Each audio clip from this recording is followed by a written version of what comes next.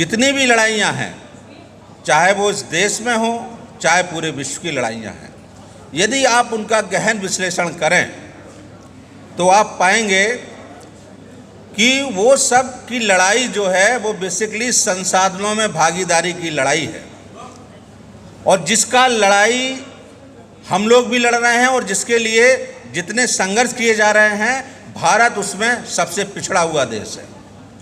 संसाधनों की लड़ाई सभी देशों ने लड़ी और बहुत कामयाब हुए, लेकिन ये बहुत दुर्भाग्य की बात है कि भारत जैसे विशाल देश में, जहाँ की आबादी सबसे ज़्यादा बहुसंख्यक है, 70 से 80% आबादी जिसकी है, उनको अभी संसाधन की भागीदारी की लड़ाई लड़नी पड़ रही है।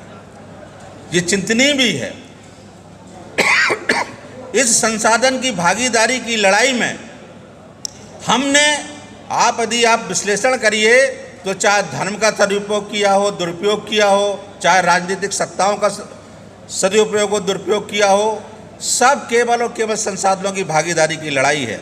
इसका सबसे बेसिक जो आधार है वो जाति जनगणना का आधार है। बिना जाति जनगणना के संसाधनों में भागीदारी की लड़ाई नहीं लड़ी जा सकती। इसीलिए जितने भी संगठन हैं और जितने भी जागरूक संगठन हैं, वो सबसे पहले इस मुद्दे को रख रहे हैं। साथियों, संसाधनों में भागीदारी की लड़ाई क्यों इम्पोर्टेंट है, इस पे मैं 2 मिनट की बात रखूंगा। और ख़ास तौर से इस संसाधनों की भागीदारी में जब हम अपनी भागीदारी की लड़ाई करेंगे, अपने प्रतिनिधित्व मांगने की लड़ाई करेंगे, तो कहाँ कहाँ प्रॉब्लम आ रही हैं। हमने बहुत से आरक्षण की लड़ाई तो लड़ लेते हैं, कहते हैं आरक्षण मिल रहा है, और जैसे ही हम लोग अपनी जनसंख्या के अनुपात में आरक्षण मांगते हैं, बिहार सरकार ने एक देश के लिए एक पैगाम दिया था, एक आदर्श दिया था, जिसको किसी न किसी षड्यंत्र के तहत कोर्ट ने उसको टर्न डाउन कर दिया। ये होना था। हम लोगों को अंदेशा था कि कहीं ना कहीं मौका मिलेगा तो इसको वो कहेंगे कि नहीं, 50% से ऊपर नहीं जा सकता, और वो हुआ। इसके लिए संसद में कानून बननी चाहिए, वो प्रक्रिया है। वो तो जो प्रतिनिधि हमारे वो बने, कितना लड़ते हैं, कितने ईमानदार हैं, बात अलग है। सबसे ज़्यादा जो इस समय धर्म की लड़ाई को यदि हम लोग हरा सकते हैं तो धर्म की लड़ाई से नहीं हरा सकते हैं। ध्यान रखिए, धर्म की लड़ाई का काट और काट केवल शिक्षा है। शिक्षा की लड़ाई लड़ना है हमको।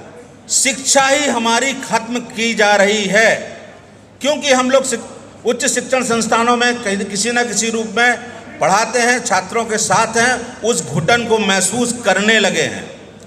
जो 10 साल पहले वो घुटन नहीं थी, उस घुटन को महसूस कर रहे हैं।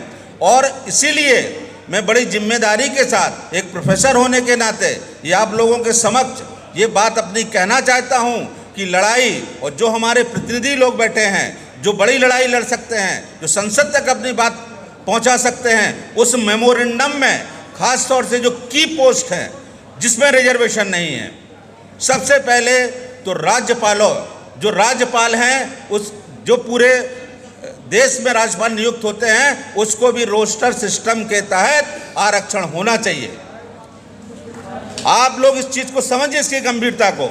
हम लोग उत्तर प्रदेश में इसका प्रतिफल भोग रहे हैं कि यदि राज्यपाल यदि आरक्षण से सिस्टम से नहीं बनाए जा रहे हैं, तो वही राज्यपाल केवल और केवल उन्हीं कुलपतियों की नियुक्ति कर रहे हैं जो उनका काम कर रहे हैं, और शिक्षा व्यवस्था को शोषितों, वंचितों, बहुसंख्यकों से दूर करने का जो प्रोविजन कर रहे हैं, कुलपति केवल वही काम कर रहे हैं। दूसरी सबसे महत्वपूर्ण लड़ाई कि कुलपतियों, चाहे वो प्रदेश स्तर में है तो प्रदेश स्तर में रोस्टर सिस्टम की व्यवस्था कीजिए, और हर विश्वविद्यालय में जो समानुपातिक आरक्षण है उसके हिसाब से कुलपतियों की नियुक्ति होनी चाहिए। साथियों, कितना भी आप आरक्षण दे दीजिए विश्वविद्यालय में, यदि आपका कुलपति आपका संरक्षक नहीं है तो ना तो आपको आरक्षण मिलेगा, और आरक्षण यदि मिलेगा मजबूरी में थोड़ा बहुत, तो जहां मौका मिलेगा वो एनएफएस करेंगे, जो हो रहा है इस देश में। चाहे वो दिल्ली विश्वविद्यालय का एग्जाम्पल हो, चाहे उत्तर प्रदेश के विश्वविद्यालयों का एग्जाम्पल हो।